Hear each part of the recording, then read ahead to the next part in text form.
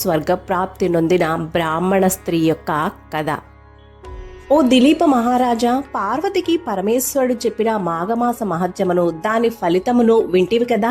ఆ విధంగానే ఒక బ్రాహ్మణ స్త్రీ భర్తతో సహా స్వర్గప్రాప్తి నొందిన వృత్తాంతమును కూడా వివరించెదను, శ్రద్ధగా విను అని ఇలా చెప్పసాగాడు.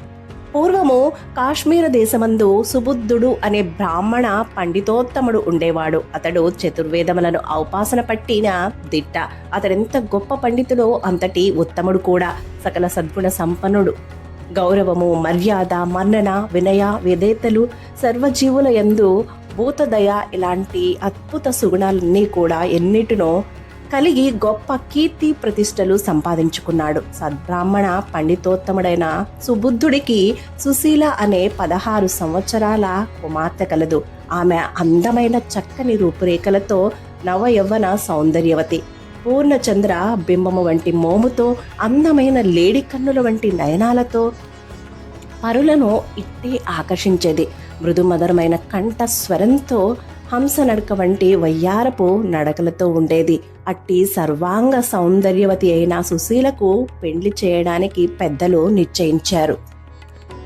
ఒకనాడు సుమంతుడనే శిష్యుడకుడు గురువుగారి ఇంట జరుగు దైవ కార్యక్రమానికి పూజా ద్రవ్యములను, సమిధలను తేవలనని అడవికి బయలుదేరుతాడు. మార్గ మధ్యలోనున్న ఉద్యానవనంలో సుశీల తన చెలికత్తెలతో బంతులాట ఆడుచుండగా బంతి వచ్చి అటుగా వెళ్తున్నటువంటి సుమంతుడిని ముందు పడింది.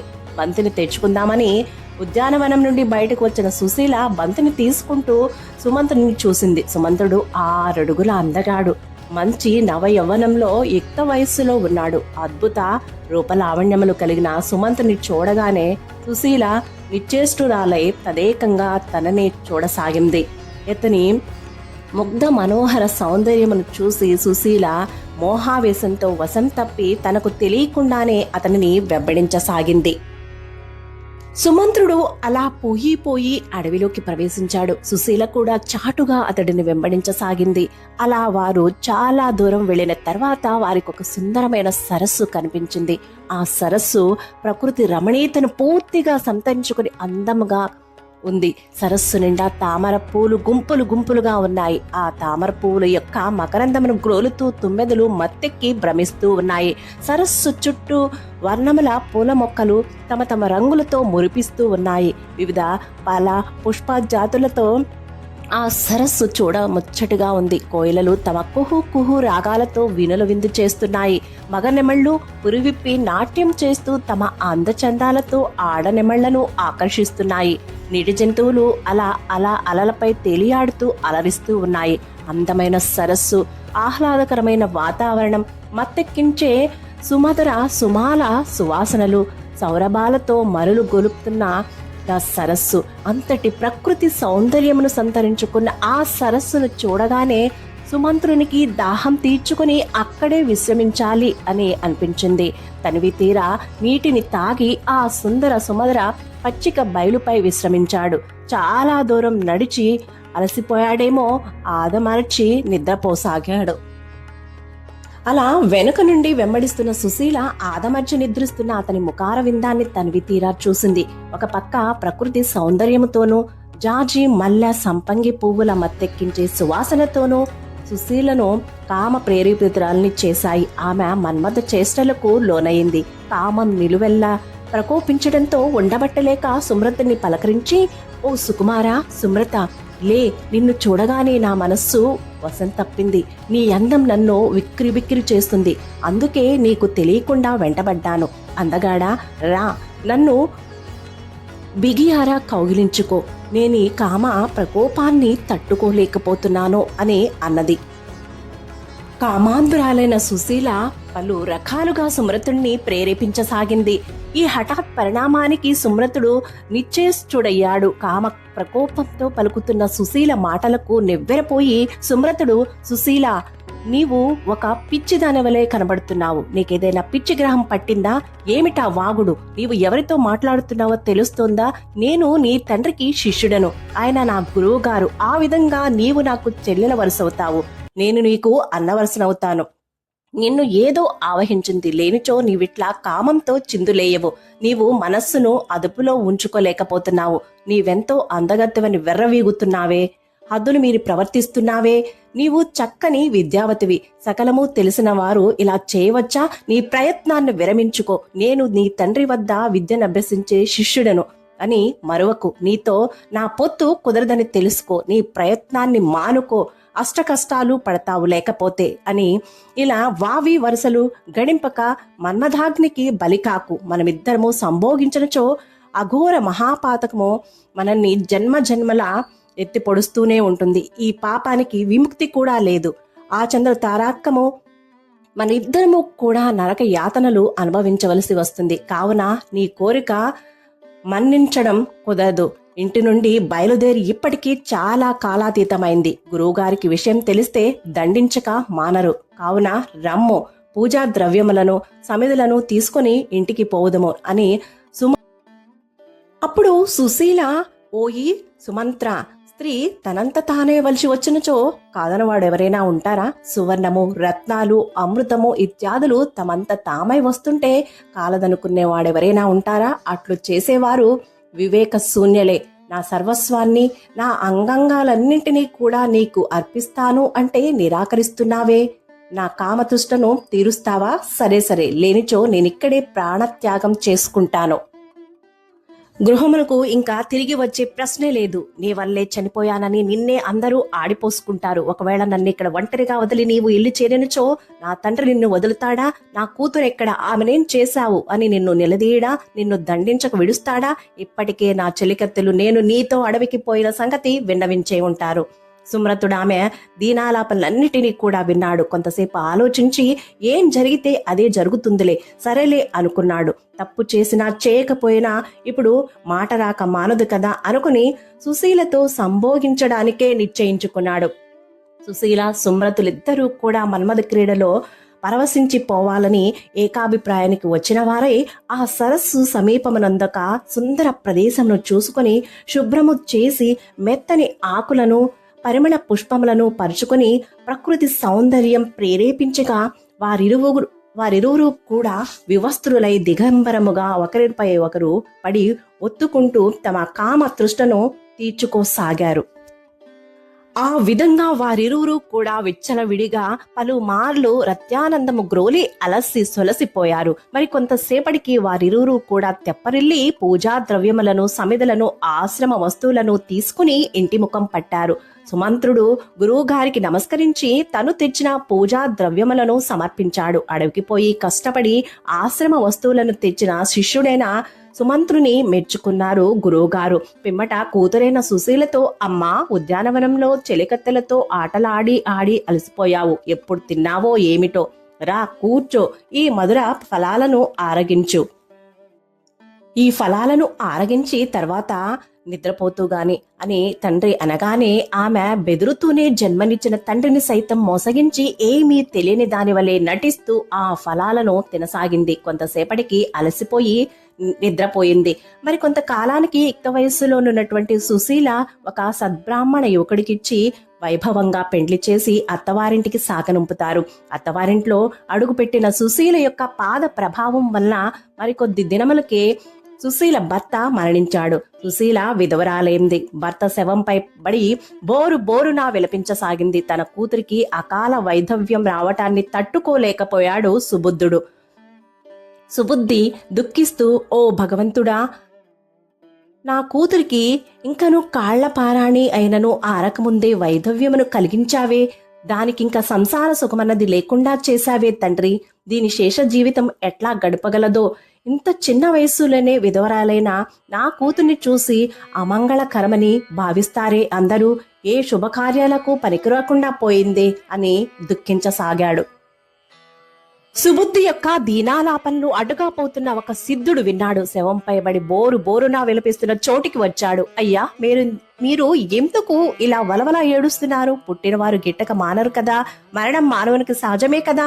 మీ ఈ తీవ్ర దుఃఖానికి కారణమేమిటి అని సుబుద్ధుణ్ణి అడిగాడు. అంతటా సుబుద్ధి, స్వామి, మీరు సర్వజ్ఞుల వలె ఉన్నారు. మిమ్మల్ని చూడగానే నా బాధ కొంత తీరింది. ఈమె నా కుమార్తె. మరణించిన వాడు నా అల్లుడు, ఆమె భర్త. నాకు ఈ కూతురొక్కతే సంతానము. పిన్న వయస్సులోనే నా కూతురికి కలిగిన వైధవ్యాన్ని తలుచుకుని దుఃఖిస్తున్నాను. ఈమెకి దుస్థితి ఎందుకు కలిగిందో, ఈమె పూర్వజన్మ వృత్తాంతమేమిటో మీకు తెలిసినచ్చో సెలవియ్యండి అంటూ దీనంగా అడిగాడు. అప్పుడు సర్వజ్ఞాని అయిన ఆ సిద్ధుడు సుశీల ముఖాన్ని చూసి కొంత తడవు ఏదో ఆలోచించి తన దివ్య దృష్టితో జరిగిందంతా గ్రహించాడు. వెంటనే, ఓ బ్రాహ్మణ, నీ కుమార్తె పూర్వజన్మలో ఒక క్షత్రియ యువతి. ఈమె తన గత జన్మలో మిక్కిలి కామాంధురాలై భర్త ఉన్నను పరపురుషులతో సంగమించేది. ఆమె భర్తకి విషయం తెలిసి కఠినంగా వ్యవహరించి అదుపాజ్ఞలో ఉంచాడు. కామతృష్ట తీరని ఈమె పరపురుషునితో కలిసి కుట్ర పన్ని అర్ధరాత్రి తన భర్త నిద్రలో ఉండగా కత్తితో పొడిచి చంపింది. ఆమె అలా పొడవగానే అతడు విలవిలా తన్నుకొని చచ్చాడు. కత్తితో పొడవడం వల్ల ఆ ప్రదేశమంతా రక్తసిక్తమైపోయింది. రక్తసిక్తమైన ఆ భయంకర దృశ్యాన్ని చూసి భయపడి తాను కూడా అదే కత్తితో పొడుచుకుని మరణించింది. అంతటి ఘోర హంతకురాలైన ఈమె నీ ఇంట నీ కుమార్తెగా జన్మించింది. ఆమె గత జన్మలో చేసిన ఆ దోషం వల్లనే నీ అల్లుడు అసూలు కోల్పోయాడు. ఆమె చేసిన ఆ ఘోర పాతకం వల్లనే ఈ వైధవ్యం సంభవించింది అని చెప్పాడు. అంతటా సుబుద్ధి, స్వామి, ఘోర హత్య మహాపాతకురాలైన ఈమె ఒక సద్బ్రాహ్మణ్ణి ఇంట, అందులోనూ నా కుమార్తెగా ఎట్లా పుట్టింది అని అడిగాడు. అంతా ఆ సిద్ధుడు ఇలా చెప్పసాగి, చాలా కాలం క్రిందట, అనగా నీ కుమార్తె యొక్క 14 జన్మల వెనకటి వృత్తాంతమిది. అప్పుడొకనాడు మాఘమాసంలో సూర్యుడు మకర రాశిలో ఉండగా కొంతమంది బ్రాహ్మణ స్త్రీలు యమునా నదీ తీరమందు స్నానం చేసి గౌరీదేవి వ్రతం చేసుకున్నారు. భక్తి శ్రద్ధలతో పూజలు చేశారు. ఆ గౌరీదేవి వ్రతం చేసిన స్త్రీలలో నీ కుమార్తె కూడా ఉంది. అదిగో ఆనాడు మాఘమాసంలో యమునా నదీ స్నానము మరియు గౌరీదేవి వ్రతాన్ని చేసిన పుణ్యఫలము వల్ల ఆమె నీకు కుమార్తెగా జన్మించింది. అయినను ఏమి ప్రయోజనము? ఈమె తన కామ త్వతను వీడలేక నీ శిష్యుడైన సుమంత్రునితో తన కామతృష్టను రహస్యంగా తీర్చుకున్నది. అతనితో రహస్యంగా రమించింది. ఆ పాపము వల్లే ఈమెకి వైధవ్యము వచ్చింది. మాఘమాస పుణ్యఫలము వల్ల మీ ఇంట పుట్టినను తను చేసిన ఘోర పాపము వల్ల తన భర్తను చంపుకొని వైధవ్యాన్ని పొందింది. కావున ఈమెకు గత జన్మ పాపము, ప్రస్తుత పాపము వల్ల ఈ అకాల వైధవ్యము కలిగింది. ప్రతి జీవి తన పాపపుణ్య ఫలితమును అనుభవించవలసిందే కదా, ఇక దుఃఖించవలసిన పని లేదు. కర్మ సిద్ధాంతం ప్రకారము కానున్నది కాక మానదు, జరగబోనది జరగక మానదు. ఏమి జరిగినా సరే అంతా మన మంచికే అని అనుకోవాలి అని చెప్పి బోధార్చాడు. అంతటా సుబుద్ధి, భగవంతుడా, నేనెంతటి పాపపు మాటలు వినవలసి వచ్చింది. గత జన్మలో ఈమె తన భర్తను హత్య చేసి తాను ఆత్మహత్య చేసుకున్నదా? హరిహరి, ఎంత అఘాయిత్యం చేసింది. పోనీ ఈ జన్మలోనైనా కన్యగా ఉండి వివాహం చేసుకున్నదా? అది లేదే. నాకు శిష్యుడైన వాడు నాకు కొడుకుతో సమానమని ఈమెకు తెలియదా? ఈ విధంగా నా శిష్యుడు ఆమెకు అన్నవలస అవుతాడు కదా. అవునులే, కామంతో కళ్ళు మూసుకుని పోయిన వారికి వావి వరసలేమి తెలుస్తాయి? కామాంధురాలై సోదరుని వంటి వానితో రమించినదా? అహో, ఎంతటి ఘోరము! ఈమె నా కూతురు అనడం కూడా నాకు ఎంతో సిగ్గుగా ఉన్నదే అనుకుంటూ, స్వామి, ఇదంతా విన్న తర్వాత ఈమె నా కూతురు అవడం నాకు చాలా సిగ్గుగా ఉంది. ఒక పక్క నా కుమార్తెపై తీవ్ర కోపము, మరొక పక్క కుమార్తెపై ప్రేమ కలుగుచున్నవి. కావున నా యందు దయవుంచి నా కుమార్తె తను చేసినటువంటి ఈ ఘోర మహాపాతకాల నుండి ఎలా విముక్తురాలు కలుగుతుందో సెలవేయండి. అట్లే నా అల్లుడు కూడా మళ్ళా తిరిగి ఎలా బ్రతుకుతాడో చెప్పి పుణ్యం కట్టుకోండి అని బ్రతిమాలుతాడు. అప్పుడు, ఓ బ్రాహ్మణోత్తమ, నీ కుమార్తె తాను చేసిన ఘోర హత్యా పాతకముల నుండి, పాపముల నుండి ఎట్లు విముక్తురాలు కాగలదో చెప్పెదను విను అని ఇలా చెప్పసాగారు. ఈ మాఘమాసంలో నీ కుమార్తె చే నదీ స్నానము చేయించి గౌరీదేవి పూజను చేయించుము. ధూపదీప నైవేద్యాలతో పూజించి ముత్తైదువులను పిలిపించి వాయనాలిప్పించుము. మాఘమాసము 30 రోజులు నీ కూతురుచే ఈ విధంగా చేయించుము. భక్తి శ్రద్ధలతో విష్ణుదేవుని పూజలు, భజనలు, సంకీర్తనలు, హరికథలు ఇత్యాదులను నిర్వర్తించుము. అట్లు నీ కూతురు చేత చేయించినట్లయితే ఆమె యొక్క పంచమహాపాతకములు హరించుకుపోతాయి. నీ అల్లుడు కూడా పునర్జీవితుడు కాగలడు. అత్యంత నియమ నిష్ఠలతో ఆచరించినట్లయితే నీ కోరిక తప్పకుండా నెరవేరగలదు. ఆ విధి విధానమును కూడా చెప్పెదను వినుము అని ఇలా చెప్పసాగాడు. మాఘమాస శుద్ధ విధియనాడు ముత్తైదువులను పిలిపించి వారికి స్నానము గావించి వారి పాదములకు పసుపు రాసి నుదుటన బొట్టు పెట్టి పూజించాలి. 2 క్రొత్త చేటలను తెచ్చి అందొక దానిలో చీర, రవికల గుడ్డ, పసుపు, కుంకుమ, పండ్లు, స్వయంపాకము, తమలపాకులు, వక్కలు, దక్షిణ ఉంచి దానిపై రెండవ చేటను మూతవేసి ఒక మొత్తైదువుకు వాయనమివ్వాలి. తర్వాత ఆ మొత్తైదువుకు పంచభక్ష పరమాన్నాలతో సంతృప్తిగా భోజనం పెట్టి తృప్తిపరచాలి. దీనివల్ల పరపురుష సాంగత్య దోషము నివారణ అవుతుంది. కొంతమంది మగవారు నది స్నానానికి పోయి చేద్దామని తలచి నదికి వెళ్ళిన తర్వాత అయిష్టతతో స్నానం చేయకుండానే వెనుదిరుగుతారు. అటు వారిని వారి భార్యలు ప్రోత్సహించి నదీ స్నానం చేయించాలి. ప్రతి మగవాని ఔన్నత్యం వెనుక మగ ఉంటుందని కదా సామెత. కావున స్త్రీలందరూ నిష్ఠతో మాఘమాస స్నానం చేయాలి. వారి భర్తలచే చేయించాలి. కుటుంబ గౌరవానికి గాని పరువు ప్రతిష్టలకు గాని వంశాభివృద్ధికి గాని స్త్రీలే కదా ప్రధాన కారకులు. కావున ఈ మాఘమాసంలో ప్రతిరోజు నదీ స్నానం చేసి పూజలు చేయాలి. ఈ మాఘమాసమంతా విష్ణుమయమైన హరికథలు, బుర్ర కథలు, దాన ధర్మాది కృత్యములతో గడపాలి. భజనలు, సంకీర్తనలు పెట్టించాలి. నిత్యము విష్ణువు ఎందే ధ్యాస కలిగి ఉండాలి. ఈ మాఘమాస వ్రతమునకు మించిన వ్రతము మరొకటి లేదు. ఈ మాఘమాస వ్రతమును ఆచరించిన మునులు సిద్ధులవుతున్నారు. మతిలేని వారు మంచివారు అవుతున్నారు. కుష్ఠవ్యాధితో బాధపడుతున్న వారు ఆ వ్యాధి నుండి విముక్తులై పుణ్యాత్ములవుతున్నారు. అయితే ఈ మాఘమాస వ్రతాన్ని గొప్పల కోసం కానీ డాంబికముగా కానీ నిర్వర్తించరాదు. 10 మంది మెచ్చు కోసం ఈ వ్రతాన్ని అస్సలు ఆచరించరాదు. మంచి మనస్సుతో త్రికరణ శుద్ధిగా నియమ నిష్ఠలతో ఈ మాఘమాస వ్రతాన్ని చేస్తే అటువంటి వారు విష్ణు సాయుధ్యము పొందగలరు అని సిద్ధుడు చెప్పగా విని సుబుద్ధి తన కూతురి చేత ఈ వ్రతాన్ని చేయించి తత్ఫలితంగా చనిపోయిన తన అల్లుడు పునర్జీవినైనాడు. అందరూ కూడా ఈ మాఘమాస వ్రతాన్ని ఆచరించి పాప రహితులైనారు. మాఘ పురాణము 14వ అధ్యాయము సమాప్తము. సర్వేజన సుఖినో భవంతు. శుభం. Thank you for watching. Please like, share, comment on my video. Please subscribe my channel. నేను మీ అను.